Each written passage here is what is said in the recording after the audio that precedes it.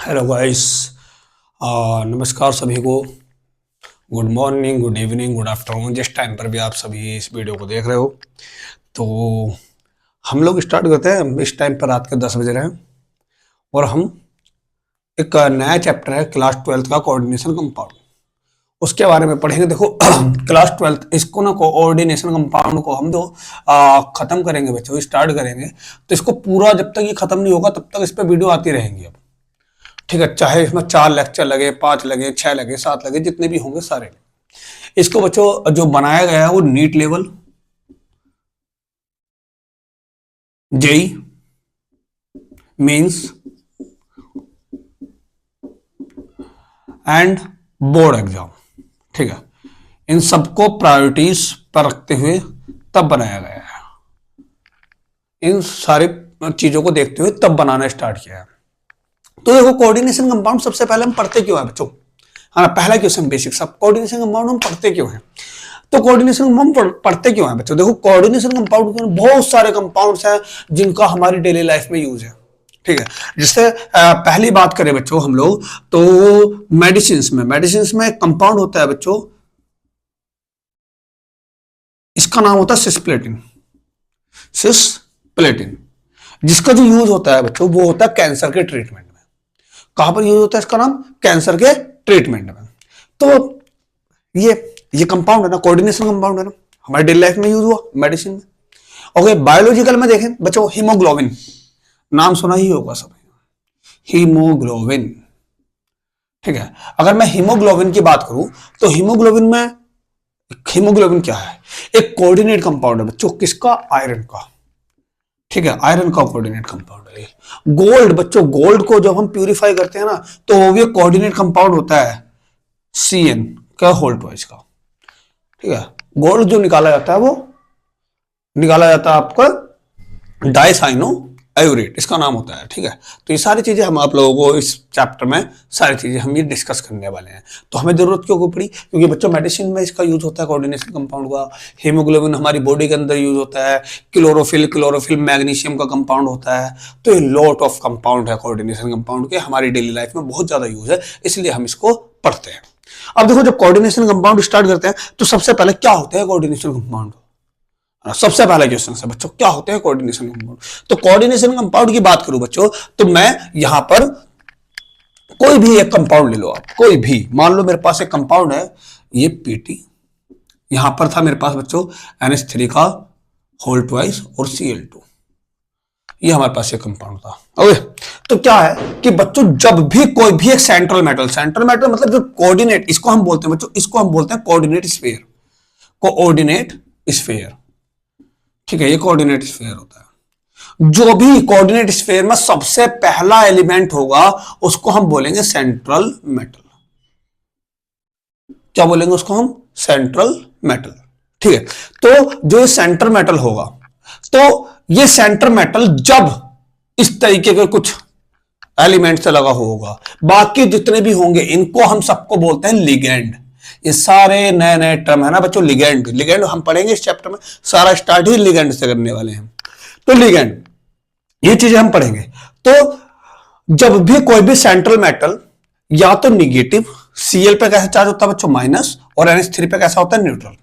तो जब भी कोई भी सेंट्रल मेटल या तो निगेटिव एलिमेंट से या फिर इलेक्ट्रिकल न्यूट्रल, मतलब न्यूट्रल एलिमेंट से जुड़ा हुआ हो, बॉन्ड बना रहा हो, और जुड़ा हुआ कैसे होगा? कोऑर्डिनेट बॉन्ड से। कोऑर्डिनेट बॉन्ड क्या होगा? ये सारी चीजें हम इस चैप्टर में डिस्कस करने वाले हैं। तो सबसे पहले कोऑर्डिनेट कंपाउंड होता क्या है? When central metal atom attached by negative ligand और neutral ligand by coordinate bond.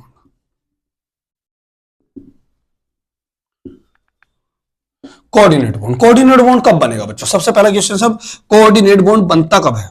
ठीक है, तो कोऑर्डिनेट बॉन्ड कब बनता है? आप यहां पर ना पहली बार देखोगे बच्चों अपनी लाइफ में, पहली बार क्या देखोगे? पहली बार कि एक एलिमेंट अपने दोनों के दोनों इलेक्ट्रॉन शेयर करेगा, ठीक है, और जो मेटल जो होगा बच्चों, उसके पास इलेक्ट्रॉन की कमी होगी। ठीक है, उसके पास इलेक्ट्रॉन की कमी होगी। तो ये क्या करेगा कि जो सेंट्रल मेटल एटम होता है ना, सेंट्रल मेटल एटम पहली बार ऐसा होगा जब बच्चों मेटल का जो ऑर्बिटल होगा वो होगा वैकेंट, खाली। लिगेंड क्या करेगा बच्चों, ये लिगेंड है, लिगेंड अपने दोनों इलेक्ट्रॉन लेकर आएगा और दोनों शेयर करके यहां पर ये बॉन्ड बनाएंगे शेयरिंग से। इस बॉन्ड को हम बोलते हैं कोवेलेंट बॉन्ड। कोवेलेंट बॉन्ड में क्या होगा, एक ही एलिमेंट बच्चों, एक ही एलिमेंट अपने दोनों इलेक्ट्रॉन शेयर करेगा बॉन्ड बनाने के लिए। एक ही एलिमेंट अपने दोनों इलेक्ट्रॉन शेयर करेगा बॉन्ड बनाने के लिए, उस बॉन्ड को हम बोलते हैं कोवेलेंट बॉन्ड। ठीक है, तो ये हो गया कोवेलेंट कंपाउंड। क्या होगा पता चल गया आपको, सॉरी कोऑर्डिनेट कंपाउंड पता चल गया आपको कि जब सेंट्रल मेटल एटम किसी भी नेगेटिव लिगेंड या फिर न्यूट्रल लिगेंड से लगा हुआ होगा, किसके थ्रू, कोऑर्डिनेट बॉन्ड के थ्रू। कोऑर्डिनेट बॉन्ड क्या होता है, जब कोई एक सिंगल एलिमेंट दोनों इलेक्ट्रॉन लेकर आता है मेटल के साथ और बॉन्ड बनाता है, उसको हम बोलते हैं कोऑर्डिनेट बॉन्ड। क्लियर है, डन, ओके। तो इसके बाद बच्चों हम अब आगे पढ़ते हैं बच्चों। नेक्स्ट देखो, हमारे पास अगर मैं कंपाउंड की बात करूं तो कंपाउंड हमारे पास तीन टाइप्स के होते हैं। टाइप्स ऑफ कंपाउंड या टाइप्स ऑफ सॉल्ट की बात करें, टाइप्स ऑफ कंपाउंड की बात करें तो हमारे पास तीन टाइप के कंपाउंड होंगे। पहला जो होगा हमारे पास वो होगा बच्चों, सबसे पहले सिंपल कंपाउंड या सिंपल सॉल्ट। बिल्कुल बेसिक से स्टार्ट होता है यहां से चैप्टर। दूसरा बच्चों हमारे पास जो होते हैं वो होते हैं डबल सॉल्ट या डबल कंपाउंड। डबल सॉल्ट या फिर कंपाउंड, बात है कि है, कंपाउंड लिख लो या सॉल्ट लिख लो। ठीक है, ऐसी सिंपल सॉल्ट लिख लो या कंपाउंड लिख लो। और तीसरे टाइप आते हैं हमारे पास कोऑर्डिनेट कंपाउंड या कोऑर्डिनेट सॉल्ट। ठीक है, ये है। तो सबसे पहले बच्चों सिंपल कंपाउंड क्या बनेंगे।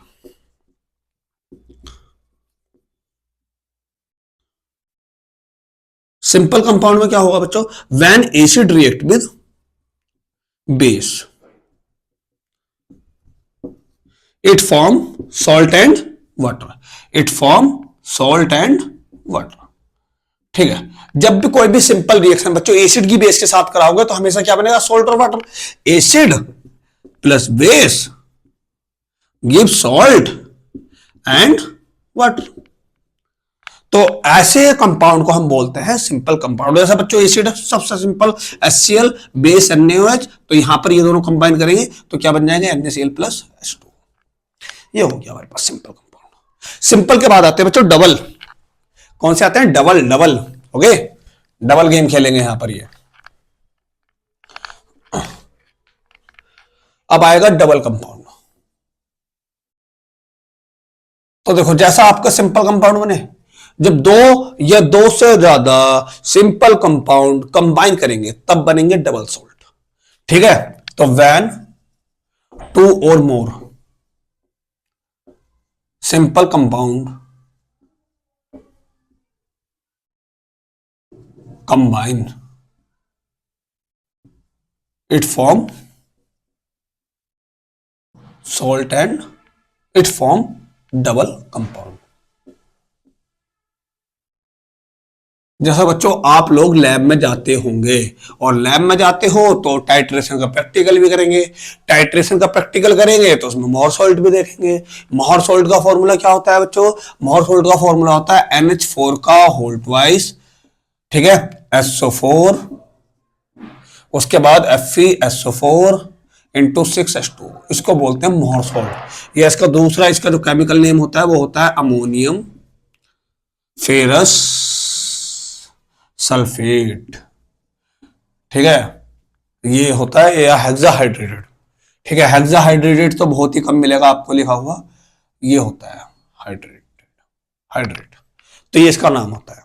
अब देखो इसमें, आप देखो इसमें, देखो बच्चों एक NH4SO4 है पहला कंपाउंड, NH4SO4 का होल ट्वाइस, ये कंपाउंड हो गया अमोनियम सल्फेट।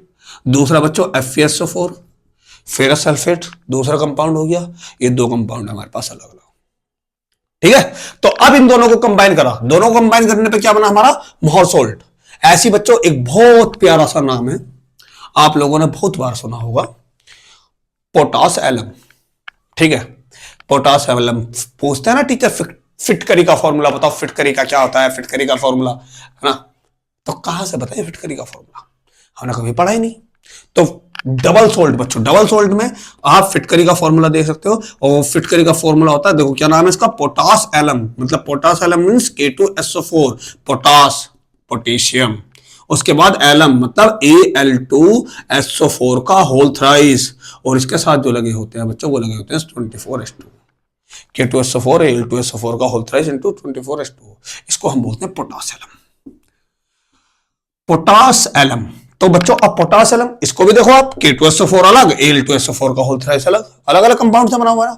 फिर क्या और क्या होता है, लेकिन इसकी ना एक कंडीशन होती है बच्चों, जब हम इसको पानी के अंदर डाल देंगे, वाटर के अंदर अगर हमने डाल दिया ना तो ये टूट जाएगा, K अलग, SO4 अलग, Al अलग, सब अलग अलग हो गए, ठीक है। तो it lose their state in water, water के अंदर ये अपनी स्टेट खो देगा। डन बच्चों, वाटर के अंदर अपनी ये स्टेट खो देगा, ये हो गया इसका। Okay, it lose their state in water. Okay ठीक है, मींस आपने ये लिया वाटर बच्चों, ये है मेरे पास वाटर, मान लो मैंने इसके अंदर डाल दिया अब ये अमोनियम फेरस सल्फेट, तो देखो NH4 अलग टूट जाएगा बिल्कुल अलग, उसके बाद SO4 बिल्कुल अलग टूट जाएगा, Fe बिल्कुल अलग टूट जाएगा, तो ये अलग अलग आइडेंटिटी, तो अपनी स्टेट खो दी, ठीक है, जो भी फिजिकल स्टेट थी वो खो दी, खत्म हो गया ये पानी के अंदर डाल, तो ये होता है, तो इसने अपनी फिजिकल स्टेट खो दी, ये होता है डबल सोल्ट। डबल सोल्ट के बाद बच्चों हम कोऑर्डिनेट कंपाउंड की बात करेंगे अब, ठीक है। तो कोऑर्डिनेट कंपाउंड भी बच्चों ऐसे बनते हैं जब दो या दो से ज्यादा आपने कंपाउंड को बनाया हुआ होगा, ठीक है, इसी तरीके से कंबाइन किया होगा केमिकली, तो वो तब बनते हैं आपके डबल, मतलब आपका कोऑर्डिनेट कंपाउंड। तो कोऑर्डिनेट कंपाउंड, ठीक है, यहां पर कोऑर्डिनेट कंपाउंड, और कोऑर्डिनेट कंपाउंड को मैंने पहले ही सबसे शुरू में ही बता दिया आपको, कोऑर्डिनेट कंपाउंड बनते कैसे हैं, तो बनते कैसे हैं, कैसे बनते हैं बता दिया ना आपको, कोऑर्डिनेट कंपाउंड कैसे बनते हैं, ठीक है, कि वहां पर क्या होगा आपका, कि जब कोई भी सेंट्रल मेटल एटम किससे लगी होगी, लिगेंड से। लिगेंड क्या होते हैं ये मैं आपको बताऊंगा, टेंशन ना लो, लिगेंड क्या होते हैं मैं आपको बताऊंगा, ठीक है। तो जब भी लगे होते हैं तो उसको हम बोलते हैं कोऑर्डिनेट कंपाउंड। कोऑर्डिनेट कंपाउंड जैसा बच्चों, मान लो मैंने एक कंपाउंड लिया, यहां पर निकल है ना, और यहां पर ले लिया मैंने H2O का होल थ्राइस और Cl3, ये मेरे पास एक कंपाउंड है। अब बच्चों अगर मैं इसको तोड़ना चाहूं ना, ध्यान रखना, जितना भी कोऑर्डिनेट स्फीयर के अंदर चला गया, इस स्फीयर के अंदर चला गया, ये बंध गया, अब इसको नहीं तोड़ सकते आप, इसको बिल्कुल भी नहीं तोड़ सकते आप। तो कोऑर्डिनेट कंपाउंड की सबसे पहली प्रॉपर्टी क्या है, it do not lose their identity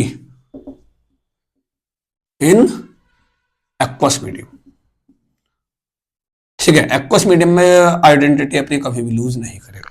तो एक क्वेश्चन पूछ लेते हैं जनरली टीचर, क्या डिफरेंस होता है कोऑर्डिनेट कंपाउंड और डबल सोल्ट में। तो डबल सोल्ट अपनी आइडेंटिटी खो देगा वाटर के अंदर, जबकि जो कोऑर्डिनेट कंपाउंड होगा वो कभी भी अपनी आइडेंटिटी लूज नहीं करेगा, ठीक है। डबल सॉल्ट यहां पर कोऑर्डिनेट कंपाउंड होते क्योंकि दोनों के सेम सेम है।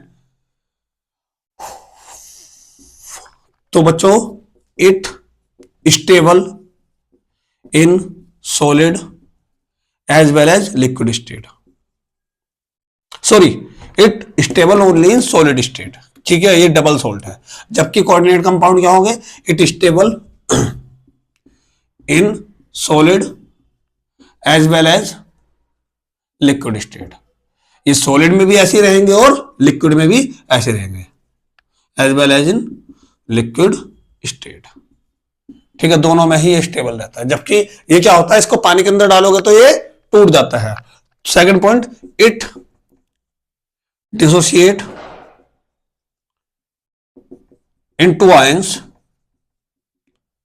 इन वाटर, ये वाटर के अंदर अपने आयंस खो देगा, जबकि इट डू नॉट डिसोसिएट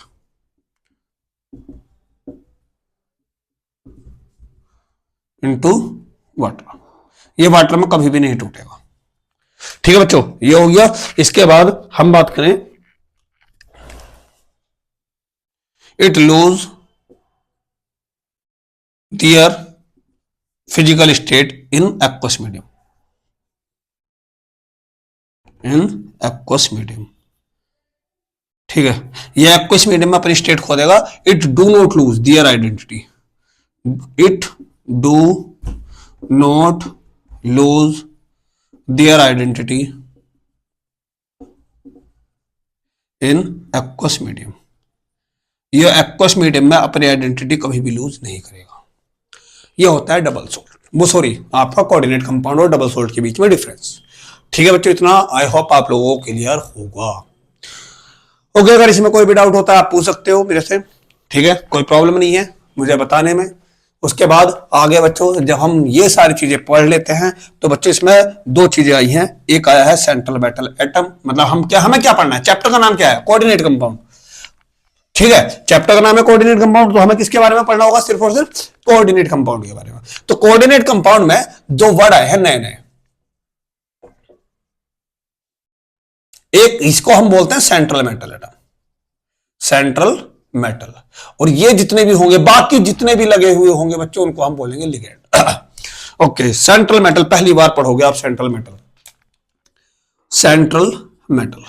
ठीक है, तो सेंट्रल मेटल में क्या होगा बच्चों, कोई भी स्पीसीज, सेंट्रल मेटल में क्या होगा, कोई भी स्पीसीज जो इलेक्ट्रॉन को एक्सेप्ट करेगी। पहली बार अपनी लाइफ में देखोगे आप कि मेटल क्या कर रही होगी, इलेक्ट्रॉन को accept, means electron deficiency species, और इलेक्ट्रॉन डेफिशिएंसी को हम बोलते हैं लुईस एसिड। ठीक है बच्चों, पहली बार अपनी लाइफ में आप देखोगे कि सेंट्रल मेटल क्या होगा, जो इलेक्ट्रॉन को एक्सेप्ट करेगी। ठीक है, the species which gain electron from central metal from ligand. ठीक है, जो इलेक्ट्रॉन को एक्सेप्ट करती है ना बच्चों या गेन करती है वो कहलाते हैं हमारे Lewis acid. It is known as Lewis acid, उसको हम बोलते हैं लुईस एसिड। डन, ओके बच्चों। उसके बाद लिगेंड की बात करें, देखो सारा चैप्टर जो घूमेगा वो लिगेंड के अराउंड घूमेगा। ठीक है, पूरा चैप्टर किसके अराउंड घूमेगा, लिगेंड के अराउंड। तो लिगेंड क्या होता है, ligand the species which lose electron या donate electron to central metal atom. ठीक है, जो इलेक्ट्रॉन डोनेट करेगा या लूज करेगा किसको, सेंट्रल मेटल एटम को। जो इलेक्ट्रॉन लूज करता है it is known as Lewis base. ठीक है, लुईस बेस क्या होते हैं बच्चों, जो इलेक्ट्रॉन डोनेट करते हैं, और सेंट्रल मेटल जो इलेक्ट्रॉन एक्सेप्ट करती है, ये होती है हमारे पास। अब लिगेंड, ठीक है, यहां पर बात करें तो लिगेंड देखो हो सकता है एक कंपाउंड में सेम टाइप के हो, एक कंपाउंड में हो सकता है लिगेंड सेम टाइप के हो। ठीक है, तो अभी मैं बात करने वाला हूं बहुत बेसिक टर्मिनोलॉजी की। इस चैप्टर में हम सिर्फ बेसिक टर्मिनोलॉजी पढ़ने वाले हैं बच्चों। बेसिक टर्मिनोलॉजी के बाद बचा हुआ जो पढ़ेंगे हम वो अगले चैप्टर में पढ़ेंगे। ठीक है, बेसिक टर्मिनोलॉजी जो पढ़ेंगे हम वो इस चैप्टर में पढ़ेंगे। तो इसमें बच्चों जैसे मान लो मेरे पास एक कंपाउंड है Na H2O का 6 3+, तो एक होता है होमोलैप्टिक कॉम्प्लेक्स। होमोलैप्टिक कॉम्प्लेक्स क्या होते हैं बच्चों, जिसमें सेम टाइप के लिगेंड हो, मतलब सारे के सारे लिगेंड एक ही टाइप के लगे हुए हो, उसको बोलते हैं हम होमोलैप्टिक लिगेंड। ठीक है, the complex in which same type of ligand present। ठीक है, जिसमें सेम टाइप के लिगेंड प्रेजेंट होंगे वो होगा हमारा होमोलैप्टिक। मान लो एक कॉम्प्लेक्स है हमारे पास, जैसे मान लो ये Cr, इसमें मेरे पास NH3 का होल थ्राइस, Cl2 है, Br है, इस तरीके का कॉम्प्लेक्स है जिसमें अलग अलग टाइप के लिगेंड प्रेजेंट होंगे, उसको हम बोलेंगे हेट्रोलैप्टिक लिगेंड। ठीक है, हेट्रोलैप्टिक लिगेंड। हेट्रोलैप्टिक लिगेंड क्या होंगे, the complex in which different type of ligand present.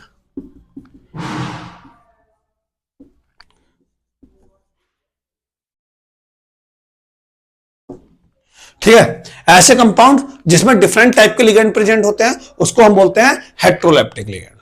Homoleptic पता चल गया, हेट्रोलैप्टिक पता चल गया। इसके बाद बच्चों और भी टर्मिनोलॉजी आती है, एक मिनट में देख लेता हूं सबको सही चल रहा है या नहीं चल रहा।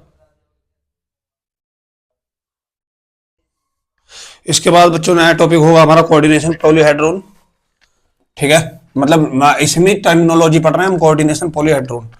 ठीक है, ये टर्मिनोलॉजी आपको छोटी छोटी टर्मिनोलॉजी है, यही चीजें हमें नहीं मिल पाती कोऑर्डिनेशन पॉलीहेड्रोन। कोऑर्डिनेशन पॉलीहेड्रोन में होता है कि बच्चों जो भी आपके पास लिगेंड लगे हुए हैं उनका स्पेशल अरेंजमेंट का मतलब वो कैसे लगे हुए हैं, ऑक्टाहेड्रली या टेट्राहेड्रली, ठीक है, उसको हम बोलते हैं कोऑर्डिनेशन पॉलीहेड्रोन। तो coordination the special arrangement of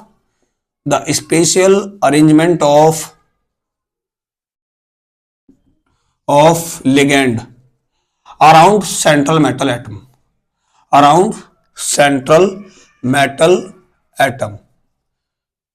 metal atom is called coordination polyhedron. जैसे बच्चों एक कंपाउंड है हमारे पास NiCO4, ठीक है, ये कंपाउंड है, तो इसमें जो है ये Ni ये इस तरीके से लगे होते हैं, CO, ठीक है, तो ये कैसा हो गया हमारे पास टेट्राहेड्रल। मान लो मेरे पास लगा होता FeH2O का 6 3+, तो अब देखो इसको लगाओ Fe, H2O कितने हमारे पास 6, H2O,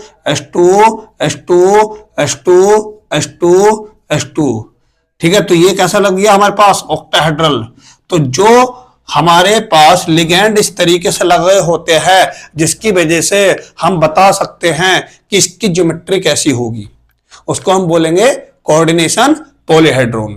the special arrangement of ligand around central metal atom is called coordination polyhedron. इसके बाद बच्चों आते हैं कोऑर्डिनेशन एंटिटी, ठीक है, छोटा सा डेफिनेशन है कोऑर्डिनेशन एंटिटी, ठीक है, ये भी बिल्कुल इसके जैसा ही होता है, बट क्या होता है यहां पर हमने जो बात की थी वो करी थी ज्योमेट्री की। कोऑर्डिनेशन एंटिटी में क्या होता है, कोऑर्डिनेशन एंटिटी का जहां पर भी नाम आ जाएगा तो समझ लीजिएगा हम बात कर रहे हैं सेंट्रल मेटल एटम की। किसकी बात कर रहे हैं, सेंट्रल मेटल एटम की। तो कोऑर्डिनेशन एंटिटी में क्या होता है कि the number of ligand attached around central metal atom, या फिर इसको हम क्या लिख सकते हैं, the central metal atom attached bye negatively और न्यूट्रल